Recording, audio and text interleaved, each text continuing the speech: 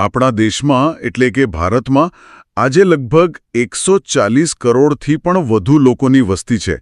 હવે આટલા વિશાળ દેશમાં કોઈ કલ્પના કરી શકે કે એક એવો સમુદાય છે જેની વસ્તી કદાચ અડધો ટકો પણ માંડ હશે? હા, આંકડાકીય રીતે જોઈએ ને તો કદાચ 47થી 50 લાખની આસપાસની જ વસ્તી છે એમની. એટલે દેશની કુલ વસ્તીનો અત્યંત નાનો, લગભગ સૂક્ષ્મ કહી શકાય તેવો હિસ્સો છે. બિલકુલ. અને આટલી ઓછી વસ્તી હોવા છતાં જ્યારે મેં આજના આપણા આ ઊંડાણપૂર્વકના અભ્યાસ માટેની સામગ્રી જોઈ ત્યારે મને બહુ જ નવાઈ લાગી. એક તરફ તેમનો વસ્તી વૃદ્ધિ દર અન્ય તમામ સમુદાયોની સરખામણીમાં સૌથી ઓછો છે. હા, એક દાયકામાં માત્ર 5%ની આસપાસ જ છે. એક્ઝેક્ટલી. પણ બીજી તરફ જુઓ તો જ્યારે શિક્ષણ અને આર્થિક સમૃદ્ધિની વાત આવે છે ત્યારે આ સમુદાય દેશમાં સૌથી ટોચ પર જોવા મળે છે. સાક્ષરતા દર 95%થી પણ વધુ છે અને ટેક્સ ભરવામાં પણ તેમનું યોગદાન તેમની વસ્તીના પ્રમાણમાં તો અનેક ગણું મોટું છે. હા, એ બહુ જ મોટો ફાળો છે એમનો. એટલે આ બધું વાંચીને મને એવું લાગ્યું કે પ્રખ્યાત સમાજશાસ્ત્રી મેક્સ વેબર કદાચ પોતાના રિસર્ચમાં કંઈક મોટું ચૂકી ગયા હતા. જુઓ, આ બહુ જ રસપ્રદ નિરીક્ષણ છે તમારું. મેક્સ વેબરે જ્યારે મૂડીવાદના વિકાસ પર પેલો પ્રખ્યાત અભ્યાસ કર્યો હતો ને ત્યારે તેમણે પશ્ચિમના પ્રોટેસ્ટન્ટ ધર્મની નીતિમત્તા અને સખત મહેનતને મૂડીવાદના પાયા તરીકે દર્શાવી હતી. હા, પ્રોટેસ્ટન્ટ વર્ક એથિક, રાઈટ? બરાબર. પણ તેમણે ભારતની અંદર રહેલા આ જૈન સમુદાયની આર્થિક સફળતાની કદાચ નોંધ જ નહોતી લીધી.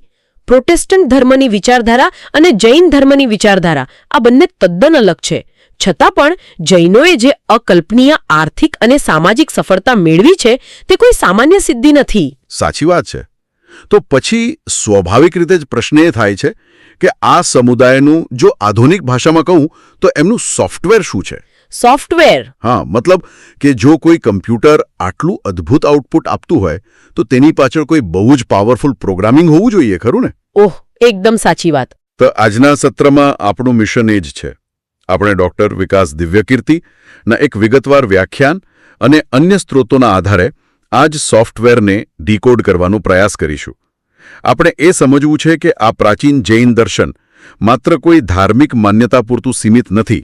હા, એ માત્ર ધર્મ નથી. રાઈટ. પરંતુ તે આધુનિક વિજ્ઞાન, ઇકોલોજી અને આજના આર્ટિફિશિયલ ઇન્ટેલિજન્સ સાથે કેવી રીતે ઊંડાણપૂર્વક જોડાયેલું છે એ આપણે જોવું છે. હું કહીશ કે અહીં સોફ્ટવેર શબ્દનો પ્રયોગ તમે બહુ જ સાર્થક રીતે કર્યો છે.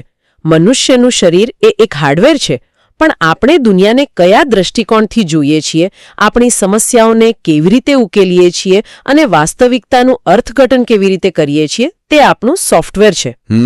બિલકુલ. અને જૈન દર્શનના આ સોફ્ટવેરના મૂળ કોડને સમજવા માટે આપણે સૌપ્રથમ એક બહુ જ પ્રચલિત પ્રાચીન વાર્તા તરફ નજર કરવી પડે. કઈ વાર્તા? પેલી હાથી અને અંધજનોની વાર્તા. ઓહો, હા.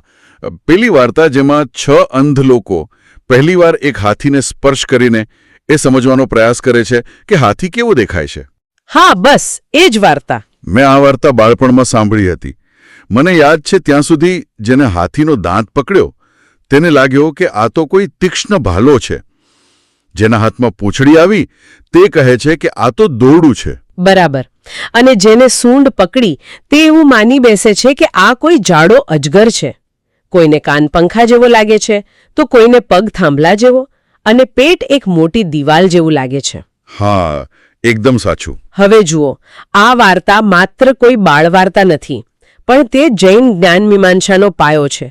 જૈન દર્શન કહે છે કે આ 6 અંધજનોમાંથી કોઈ પણ વ્યક્તિ ખોટું નથી બોલી રહ્યો. અચ્છા, પણ હાથી તો દિવાલ જેવો ના હોય ને? એ જ તો મુદ્દો છે. બધા પોતપોતાની જગ્યાએ 100% સાચા છે, પરંતુ તેઓ જે સત્યનો અનુભવ કરી રહ્યા છે તે અપૂર્ણ છે. કોઈ પણ એક વ્યક્તિ આખા હાથીને સંપૂર્ણપણે સમજી શકી નથી, કારણ કે તેમનો અનુભવ સીમિત છે. એક મિનિટ. જો દરેક વ્યક્તિ પોતાની રીતે સાચી હોય અને છતાં કોઈ પૂરા હાથીને ન સમજી શકતું હોય તો શું આનો અર્થ એવો થાય કે આપણે મનુષ્યો કોઈ દિવસ સંપૂર્ણ વાસ્તવિકતાને સમજી જ ન શકીએ? અહીં જ બરાબર આ જ પોઈન્ટ પર જૈન દર્શનનો સૌથી મહત્વપૂર્ણ અને ક્રાંતિકારી સિદ્ધાંત પ્રવેશે છે, જેને તેઓ અનેકાંતવાદ કહે છે. અનેકાંતવાદ? હા, અનેકાંતવાદનો અર્થ છે કે વાસ્તવિકતાના અનેક પાસા છે. જૈન ગ્રંથોમાં એક બહુ સુંદર વાક્ય છે, અનંત ધર્મ કમ વસ્તુ.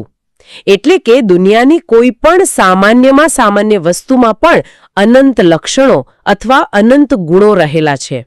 અનંત લક્ષણો. હા, આપણું માનવીય મગજ અને આપણી ઇન્દ્રિયો એટલી સીમિત છે કે આપણે એક સમયે કોઈ વસ્તુના અમુક જ લક્ષણો જોઈ શકીએ છીએ. આખું સત્ય એક સાથે પકડી શકતા નથી. આ થોડું જટિલ લાગી રહ્યું છે મને. કોઈ પણ સામાન્ય વસ્તુમાં અનંત લક્ષણો કેવી રીતે હોઈ શકે? હું સમજાવું. ચાલો તેને વધુ સ્પષ્ટ કરીએ. જૈન ફિલોસોફી સમજાવે છે કે આ અનંત લક્ષણોને સમજવા માટે કોઈ પણ વસ્તુને આપણે બે વિભાગમાં જોવી પડે.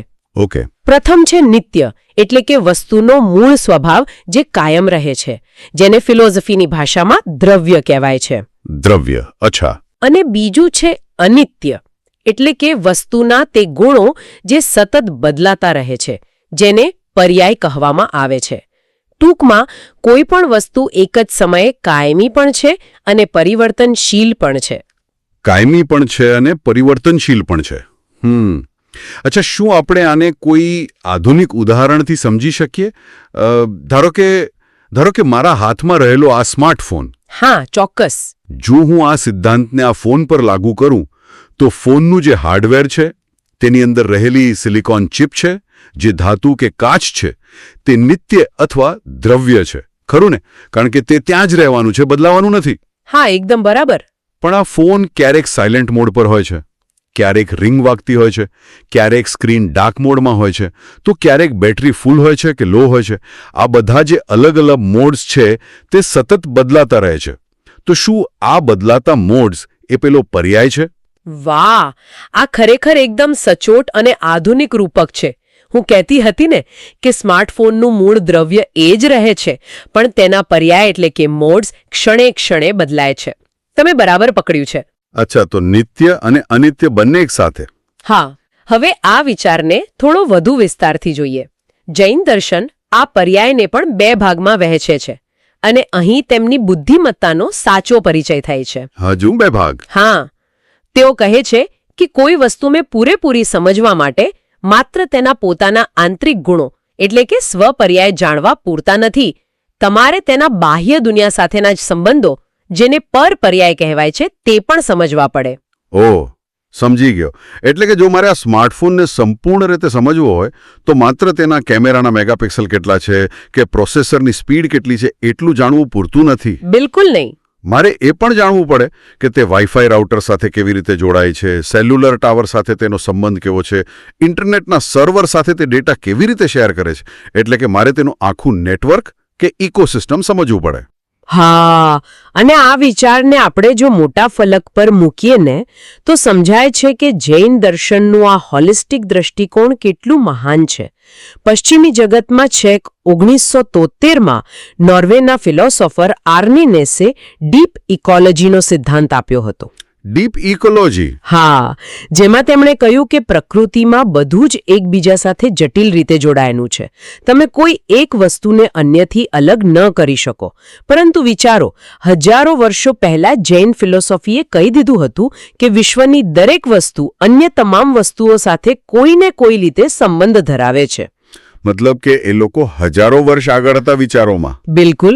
તેથી જ તેઓ માને છે કે જો તમે ખરેખર કોઈ એક વસ્તુને તેના તમામ પર્યાયો સાથે સંપૂર્ણ રીતે જાણી લો તો તેનો અર્થ એ છે કે તમે આખા બ્રહ્માંડને જાણી લીધો છે.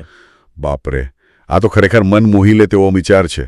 દુનિયાની કોઈ પણ એક સામાન્ય વસ્તુના મૂળમાં આખા બ્રહ્માંડનો નકશો છુપાયેલો છે. હા, પણ જુઓ, જો આખું વિશ્વ આટલું જટિલ અને એકબીજા સાથે વણાયેલું છે તો પછી તેમાં આપણું એટલે કે મનુષ્યના આત્માનું કે જીવનું સ્થાન શું છે? ભારતમાં તો દર્શનશાસ્ત્રમાં આત્માને લઈને ભારે મતભેદો છે. હા, ઘણા બધા મત છે. મેં સાંભળ્યું છે કે ચાર્વાક દર્શન તો આત્માના અસ્તિત્વને જ નકારી કાઢે છે, જ્યારે અદ્વૈત વેદાંતમાં શંકરાચાર્ય આત્માને અનંત અને સર્વવ્યાપી માને છે. તો આ જટિલ વ્યવસ્થામાં જૈન ધર્મ આત્મા વિશે શું માને છે? તેનું કદ શું છે? આપણા સ્ત્રોતો મુજબ આ જ્ઞાન મીમાંસા પછીનો બીજો સૌથી રસપ્રદ પડાવ છે. આત્માના કદ વિશે દુનિયાભરમાં અલગ અલગ માન્યતાઓ રહી છે. પશ્ચિમમાં રેને ડેકાર્ટ જેવા ફિલોસોફર એવું માનતા હતા કે આત્મા મગજની અંદર એક નાનકડી પિનિયલ ગ્લેન્ડમાં બેઠેલો હોય છે. ઓ, મગજમાં એક જગ્યા પર? હા, અને ભારતની અંદર ન્યાય દર્શન એવું માને છે કે આત્મા એક સૂક્ષ્મ અણુ જેવડો હોય છે જે હૃદય કે મગજમાં ક્યાંક હોય છે. પરંતુ જૈન દર્શને આ બધાથી તદ્દન અલગ મધ્યમ પરિમાણવાદનો સિદ્ધાંત આપ્યો. મધ્યમ પરિમાણવાદ એ શું છે? તેઓ કહે છે કે આત્માનું કોઈ ફિક્સ કદ નથી હોતું. ફિક્સ નથી હોતું? ના, પરંતુ તે જે શરીરમાં પ્રવેશે છે તેના કદ જેટલો જ થઈ જાય છે. એટલે કે કીડીના શરીરમાં આત્મા કીડી જેવડી જગ્યા રોકે છે અને હાથીના શરીરમાં તે હાથી જેવડો થઈ જાય છે. અરે, આ તો થોડું રમૂજી નથી લાગતું? મારો કહેવાનો અર્થ એ છે કે હું ખાલી વિચારતો હતો, ધારો કે કોઈ વ્યક્તિ યુવાનીમાં એકદમ પાતળી હોય અને પછી ઉંમર વધતા કે ખાણીપીણીના શોખને કારણે તે એકદમ જાડી થઈ જાય, તો શું તેનો આત્મા પણ તેની સાથે જાડો થતો જ જશે? આ બહુ જ વ્યાજબી સવાલ છે. અને આ જ પ્રશ્ન જ્યારે પ્રાચીન સમયમાં અન્ય દાર્શનિકોએ જૈન વિદ્વાનોને પૂછ્યો અને તેમની મજાક ઉડાવીને, ત્યારે જૈન મુનિઓએ તેનો બહુ જ સુંદર અને વૈજ્ઞાનિક જવાબ આપ્યો હતો. શું જવાબ આપ્યો? તેમણે સમજાવ્યું કે આત્માનું વિસ્તરણ થવું કે સંકોચાવું એ કોઈ ભૌતિક વસ્તુના વિસ્તરણ જેવું નથી હોતું. આત્મા એ પૂદગલ એટલે કે જડ પદાર્થ નથી, તે ચેતના છે. એટલે ચેતનાનું વિસ્તરણ અલગ રીતે થાય છે? હા, એક્ઝેક્ટલી. ચાલો આને એક ઉદાહરણથી સમજીએ. ધારો કે કોઈ એક રૂમમાં ટેબલ પર એક લેપટોપ મૂકેલું છે. હવે એ જ ટેબલની બરાબર એ જ જગ્યા પર તમે કોઈ પુસ્તક ન મૂકી શકો, રાઈટ? હા, કારણ કે જગ્યા રોકાયેલી છે. બરાબર. કારણ કે ભૌતિક વસ્તુઓ એક્સક્લુઝિવ હોય છે, તે જગ્યા રોકે છે. પણ ધારો કે એ જ રૂમમાં અંધારું છે અને તમે એક નાનકડું બલ્બ ચાલુ કરો છો, તેનો પ્રકાશ આખા રૂમમાં ફેલાઈ જશે. હા. હવે તમે તે જ રૂમમાં એક બીજો થોડો મોટો બલ્બ ચાલુ કરો, તો શું પહેલા બલ્બનો પ્રકાશ એમ કહેશે કે ભાઈ આ જગ્યા તો મેં રોકી લીધી છે, તું અહીં નહીં આવી શકે? ના ના, બંને બલ્બનો પ્રકાશ એકબીજામાં ભળી જશે. પ્રકાશ કોઈ ભૌતિક જગ્યા થોડી રોકે છે. બરાબર. જૈન દર્શન કહે છે કે આત્માનું સ્વરૂપ પણ આ પ્રકાશ જેવું જ છે. તે ચેતનાના પ્રકાશ રૂપે આખા શરીરમાં ફેલાયેલો રહે છે. જો શરીર મોટું થાય તો તે પ્રકાશ વધુ વિસ્તારમાં ફેલાય છે, અને જો કોઈ અંગ કપાઈ જાય તો તે ચેતના એટલા પૂરતી સંકોચાઈ જાય છે. અચ્છા, એટલે જ કદાચ. હા, એટલે જ શરીરના કોઈ પણ ભાગમાં પગની આંગળીથી લઈને માથાના વાળ સુધી કંઈ પણ વાગે તો આપણને તરત દર્દનો અહેસાસ થાય છે, કારણ કે આત્મારૂપી ચેતના આખા શરીરમાં હાજર છે. આ સમજૂતી ખરેખર બહુ જ તાર્કિક છે. પ્રકાશનું રૂપક આ કન્સેપ્ટને એકદમ સ્પષ્ટ કરી દે છે. પણ મેં સ્ત્રોતોમાં બીજું એક વાંચ્યું કે તેઓ કોઈ એવા સર્વશક્તિમાન ઈશ્વરની કલ્પનાને નથી માનતા જેણે આખી દુનિયા બનાવી હોય અને જે બધું કંટ્રોલ કરતો હોય. હા, તેઓ ક્રિએટર ગોડને નથી માનતા. તો જો તેઓ સર્જનહારને નથી માનતા, તો પછી મંદિરોમાં મહાવીર સ્વામી કે અન્ય તીર્થંકરોને ભગવાન માનીને કેમ પૂજે છે? આ થોડું વિરોધાભાસી નથી લાગતું? પહેલી નજરે જોતા વિરોધાભાસ લાગે, પરંતુ ફિલોસોફીની દ્રષ્ટિએ આને આપણે ટ્રાન્સથિઝમ કહી શકીએ. ટ્રાન્સથિઝમ? હા. જૈન ધર્મ સ્પષ્ટપણે માને છે કે આ બ્રહ્માંડ હંમેશાથી હતું અને હંમેશા રહેશે. તેને કોઈએ બનાવ્યું નથી, પરંતુ તેઓ માને છે કે દરેક જીવ અથવા આત્માની અંદર પહેલાથી જ 4 મહાન ગુણો અનંત માત્રામાં રહેલા છે, જેને તેઓ અનંત ચતુષ્ટય કહે છે. અને આ 4 ગુણો કયા છે? આ 4 ગુણો છે: અનંત જ્ઞાન, અનંત દર્શન એટલે કે અનંત વિઝન, અનંત શક્તિ અને અનંત આનંદ. એક મિનિટ, અનંત જ્ઞાન અને અનંત શક્તિ. તો શું આનો અર્થ એ થયો કે આપણે બધા જ મૂળભૂત રીતે ભગવાન છીએ? સંભાવના અથવા પોટેન્શિયલની દ્રષ્ટિએ જુઓ તો હા. સામાન્ય રીતે વિશ્વના મોટાભાગના ધર્મોમાં ભગવાનની વ્યાખ્યા શું છે? જે બધું જ જાણતો હોય એટલે કે સર્વજ્ઞ, જે સૌથી તાકાતવર હોય એટલે સર્વશક્તિમાન, અને જે હંમેશા પરમાનંદમાં રહેતો હોય. હા, ઈશ્વરની વ્યાખ્યા તો એ જ છે. જૈન દર્શન કહે છે કે આ તમામ લક્ષણો તમારા આત્મામાં બીજ સ્વરૂપે પડેલા જ છે. બસ તેની ઉપર કર્મ અને ઈચ્છાઓનો જાડો પડદો પડેલો છે. અચ્છા. હા, અને જ્યારે કોઈ મનુષ્ય પોતાની તમામ વાસનાઓ અને ઈચ્છાઓ પર સંપૂર્ણ વિજય મેળવી લે છે, ત્યારે તે જીન અથવા અરિહંત બની જાય છે. અરિહંતનો અર્થ જ એ છે કે જેણે પોતાના આંતરિક દુશ્મનોને હણી નાખ્યા છે. એટલે કે મહાવીર સ્વામી કોઈ આસમાનમાંથી આવેલા દેવતા નથી, પણ એક એવા મનુષ્ય છે જેમણે પોતાની જાત પર વિજય મેળવીને પોતાની અંદર છુપાયેલા ઈશ્વરને જગાડ્યો છે. બની જાય છે. એટલે જ જૈન ધર્મ બહાર કોઈ સર્જનહારને શોધવાને બદલે વ્યક્તિને પોતાની અંદર રહેલી પૂર્ણતા તરફ લઈ જતો ધર્મ છે. આ વિચાર બહુ ઉત્સાહજનક છે કે આપણી અંદર અનંત જ્ઞાન રહેલું છે. પણ જો આ સાચું હોય તો એક બહુ જ પ્રેક્ટિકલ સવાલ થાય મને અહીંયા. હા, બોલો. જો મારી અને દુનિયાના અન્ય લોકોની અંદર અનંત જ્ઞાન પહેલેથી જ છે, તો આપણે રોજબરોજના જીવનમાં આટલી બધી મૂર્ખામીભરી ભૂલો કેમ કરીએ છીએ? સમાજમાં નાના નાના વૈચારિક મતભેદો પર આટલા બધા ઝઘડા અને હિંસા કેમ થાય છે? કારણ કે અત્યારે આપણું એ અનંત જ્ઞાન કર્મના પડદાઓ પાછળ ઢંકાયેલું છે. વર્તમાન સ્થિતિમાં આપણું જ્ઞાન અત્યંત સીમિત છે.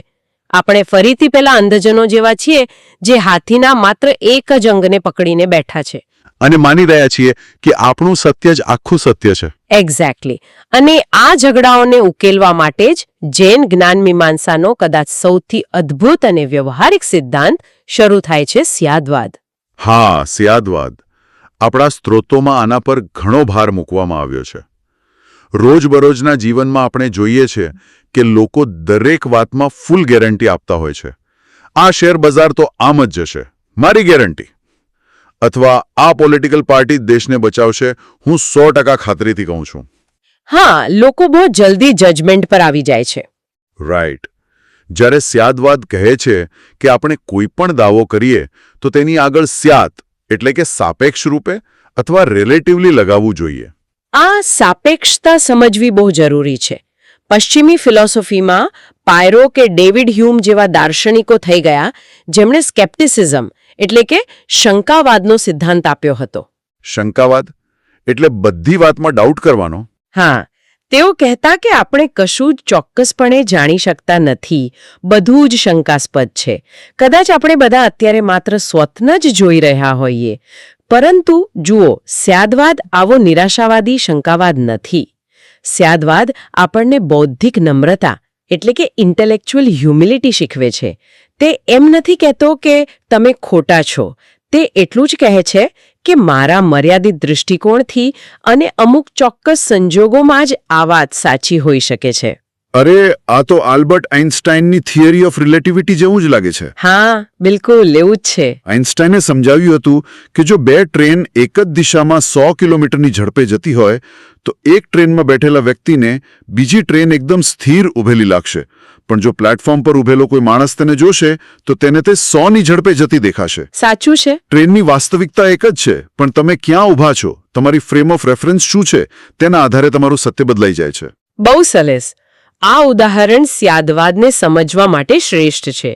સમય અને અંતરની જેમ જ આપણો અનુભવ પણ સાપેક્ષ હોય છે. ધારો કે આફ્રિકાના ગરમ રણપ્રદેશમાં રહેતો કોઈ માણસ જૂન મહિનામાં દિલ્હી આવે છે અને તેની જ સાથે નોર્વે જેવા અત્યંત બર્ફીલા અને ઠંડા દેશનો કોઈ માણસ પણ દિલ્હી પહોંચે છે. ઓકે. આફ્રિકાવાળા માણસ માટે દિલ્હીનું તાપમાન કદાચ સહન થઈ શકે તેવું અને સામાન્ય લાગશે, પણ નોર્વેવાળા માણસ માટે તે જ દિલ્હી ભઠ્ઠી જેવું ગરમ લાગશે. દિલ્હીનું તાપમાન ભલે 45 ડિગ્રી હોય તે ઓબ્જેક્ટિવ સત્ય છે, પણ તેનો અનુભવ અને તેનું વર્ણન વ્યક્તિ સાપેક્ષ છે. સ્યાદવાદ આ જ બહુઆયામી સત્યને સ્વીકારવાનું કહે છે. સ્ત્રોતોમાં મેં એવું પણ વાંચ્યું કે આ બહુઆયામી વિચારસરણી માટે જૈન દર્શનમાં 7 પ્રકારના મંતવ્યોની વાત છે, જેને સપ્તભંગી કહેવાય છે.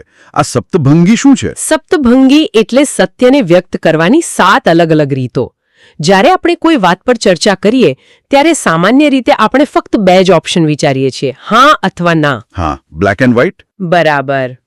પણ સપ્તભંગી કહે છે કે ના, 7 ઓપ્શન હોઈ શકે. ઉદાહરણ તરીકે પહેલું, કદાચ તે છે. બીજું, કદાચ તે નથી. ત્રીજું, કદાચ તે છે અને નથી પણ. ચોથું, કદાચ તે અવર્ણનીય છે. અને આ રીતે 7 સ્તરો બને છે. 1 મિનિટ ઊભા રહો. કદાચ તે છે અને નથી પણ, આ સાંભળીને તો મારું મગજ સીધું આજના કમ્પ્યુટર સાયન્સ તરફ જાય છે. એ કેવી રીતે? જો, જૂના કમ્પ્યુટર્સ માત્ર બાઇનરી સિસ્ટમ પર કામ કરતા હતા ને, 0 અને 1, એટલે કે હા અને ના. પણ આજના સમયમાં જે આર્ટિફિશિયલ ઇન્ટેલિજન્સ અને ન્યુરલ નેટવર્ક્સ ડેવલપ થઈ રહ્યા છે તે માત્ર હા કે નામાં કામ નથી કરી શકતા. ઓહ, આઈ સી. જો એઆઈને કોઈ ધૂંધળો ફોટો બતાવીને પૂછવામાં આવે કે શું આ કૂતરો છે, તો એઆઈનું ફઝી લોજિક કહેશે કે 70% શક્યતા છે કે આ કૂતરો છે, 30% શક્યતા છે કે તે બિલાડી છે. શું આપણે સપ્તુભંગીને આધુનિક આર્ટિફિશિયલ ઇન્ટેલિજન્સના આ ફઝી લોજિક સાથે જોડી શકીએ? આ એક બહુ જ ઊંડાણવાળું અવલોકન છે તમારું. અને ખરેખર માનવ ચેતના કોઈ પણ દિવસ બ્લેક એન્ડ વ્હાઇટ એટલે કે બાઇનરીમાં નથી વિચારતી. આપણા નિર્ણયો હંમેશા ગ્રે શેડ્સમાં હોય છે. હા, બિલકુલ. કોઈ તમને પૂછે કે શું તમને ભૂખ લાગી છે, તો જવાબ માત્ર હા કે નામાં નથી હોતો. જવાબ હોય છે થોડીક લાગી છે પણ મોડું જમીશ તો પણ ચાલશે. એઆઈના વૈજ્ઞાનિકો પણ હવે સમજી ગયા છે કે મશીનને માણસ જેવું બુદ્ધિશાળી બનાવવું હશે તો તેને બાઇનરીમાંથી બહાર કાઢીને ફઝી લોજિક એટલે કે જૈન દર્શનના આ સપ્તભંગી જેવા બહુઆયામી લોજિક પર લઈ જવું પડશે, જ્યાં દરેક સત્યની શક્યતાઓ અને સંભાવનાઓ ચકાસવામાં આવે. હા, અને વિજ્ઞાનનો પણ આ જ મૂળભૂત સિદ્ધાંત છે કે વૈજ્ઞાનિકો હંમેશા પોતાની થિયરી ખોટી સાબિત થઈ શકે છે તેવી શક્યતા સ્વીકારવા તૈયાર હોય છે. આ બધું સમજ્યા પછી હવે મને જૈન દર્શનનું વિજ્ઞાન ધીમે ધીમે સમજાઈ રહ્યું છે. પણ આ બધું થિયરીની વાતો થઈ. તો પ્રેક્ટિકલ વાત કરીએ. હા, કારણ કે જો આપણું જ્ઞાન સાપેક્ષ છે અને આપણે સીમિત છીએ તો વાસ્તવિક જીવનમાં આપણે આપણા પેલા અનંત જ્ઞાન સુધી કેવી રીતે પહોંચી શકીએ?